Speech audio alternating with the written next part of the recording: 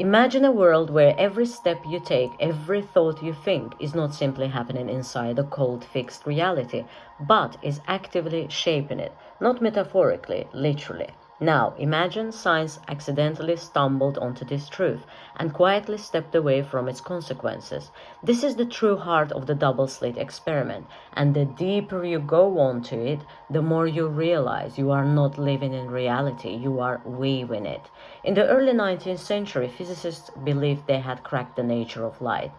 Some thought it behaved like particles, tiny discrete points moving through space.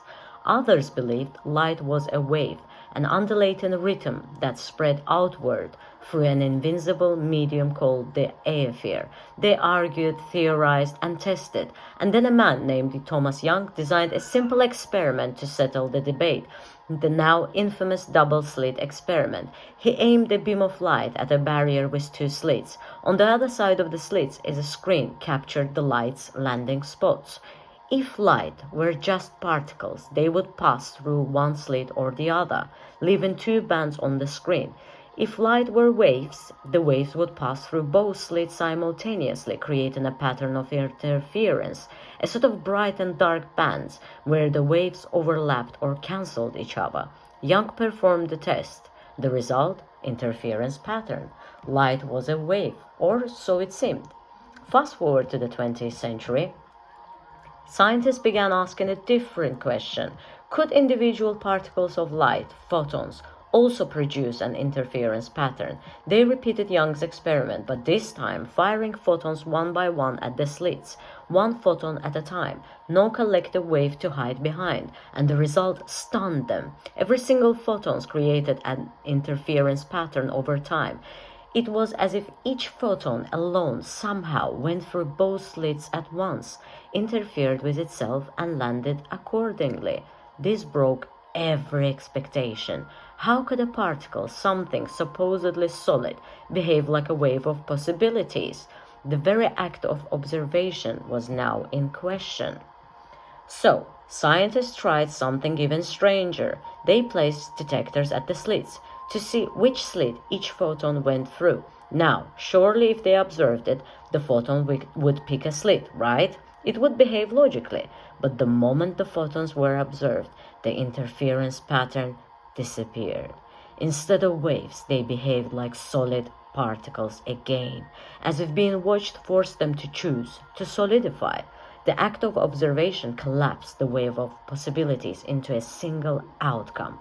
In other words, reality itself responded to consciousness, not to machines, not to passive measurement, but to the presence of awareness. What it really means. Most popular science stopped the stories there. It gets uncomfortable, you see. It starts sounding mystical. It whispers too closely to ideas long protected within mystery schools and ancient teachings. But if we are honest, what the double-slit experiment revealed was this: matter does not fully exist until it is observed. Potential remains a cloud until focused consciousness demands it choose form. This is not fantasy. It is not theory. It is an experiment, repeatable, provable. And if this is true at the level of photons, the fundamental bricks of reality, then it is true at every level. Observation is creation. Witnessing collapses the infinite into the particular. Now, the esoteric connection. Mystery schools have always taught that the world is not a brute fact. It is a living dream sustained by mind, intention, and divine pattern. The Hermetic axiom says, all is mind. The Emerald Tablet whispers, as above, so below. Freemasonry itself teaches that the builder is not merely one who piles stones, but one who shapes invincible principles into visible reality. That consciousness orders chaos. That thought informs matter. In the great architecture of existence, you are not just a laborer in the temple of the world. You are part of its construction. The double-slit experiment is not just a curious quantum riddle. It is a glimpse into the oldest esoteric truth. Reality listens to the observer, and more than that, reality obeys the observer. Now, the practical impact. You are observing every moment of your life, not passively, actively. Your thoughts, your attention, your emotional focus, They are collapsing the weights of probability around you into tangible outcomes. When you hold doubt, you collapse timelines of limitation. When you hold vision, you collapse timelines of opportunity. Every decision you make, every perspective you take is a chisel against the raw marble of potential. Most people live unconsciously. They do not realize they are sculptors. They think they are the spectators. They believe life happens to them, never realizing that by their very observation, they are helping it happen in that form. Now, why manifestation is misunderstood? When people talk about manifestation today, it often sounds like wishing. Dream it and it will magically appear. But true manifestation, at its core, is about witnessing with full authority. It is not begging the universe, it is observing what must become real, with unwavering focus, coherent emotion, and deep knowing.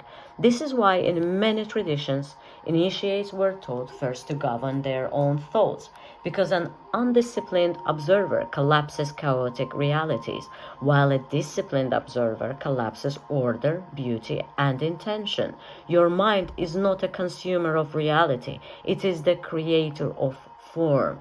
You do not manifest by forcing, you manifest by knowing, and letting your knowing act as the observer that shapes the wave.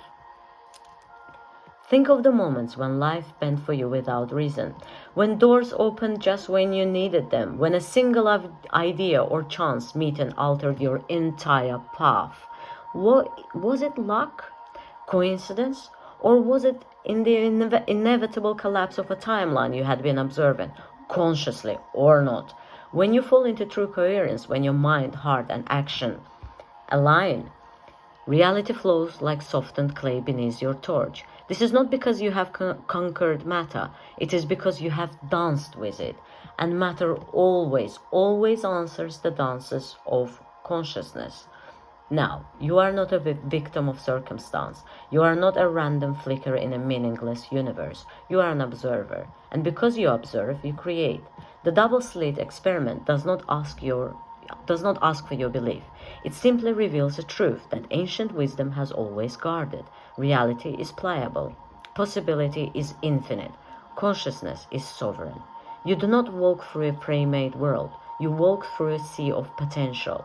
And every step you take collapses that potential into stone beneath your feet. You are both traveler and builder, dreamer and architect. Every thought, every emotion, every focused gaze is a stone laid in the invincible cathedral of your existence.